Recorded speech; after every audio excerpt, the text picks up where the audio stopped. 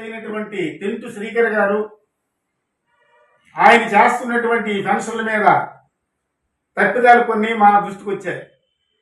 ఏంటంటే ఒక వికలాంగుడికి సర్టిఫికేట్ చేసి పెన్షన్ ఇప్పిస్తానని 30,000 రూపాయలు తీసుకొని ఈ రోజు వరకు కూడా ఆ కార్యక్రమం అంటూ ఏంటి జరగట్లేదు.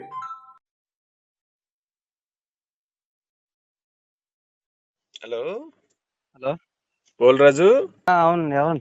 నేను మధు గారు. నువ్వే చెప్పండి. పెన్షన్స్ 1వ తారీఖు నుంచి అప్లై చేయాలి. సార్ ఇప్పుడు సర్టిఫికేట్ ఏదో చేయించడానికి అప్పుడు డబ్బులు ఇచ్చారు, అది వచ్చిందా? అది రాలేదండి, వస్తుంది అని అంటాను.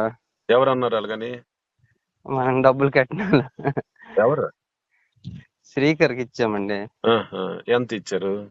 30,000 ఇచ్చాం. 30,000 ఇచ్చారు. అవును, 30,000 ఎవరైనా ఇవ్వచ్చా? నేను వద్దండి, నమ్మరు. ఉమ్, ఆడు మెయిన్ దగ్గర వచ్చి ఇదిగో డబ్బులు కట్టి వెంటనే జెరాక్స్ తీసి తెచ్చియడం అని అన్నాడండి. ఉమ్, తాడేదో పొద్దేసి మరీ ఇచ్చింది. ఉమ్, డైలీ ఇంటికి వచ్చాడు, మేమేమో ఫ్రీగా చేస్తాడు, సరేలే ఈయన పార్టీలో ఉన్నాడు ఫ్రీగా అనుకుని ఫస్ట్ అనుకోను. ఉమ్, తర్వాత ఏమో ఇక డైలీ రావడము, ఉమ్. ఇప్పుడు డబ్బులు కట్టిన వెంటనే మీకు ఆన్లైన్ తెలిసిన వాళ్ళు ఇంకెవరు ఇచ్చారు ఏంటి అలాగా?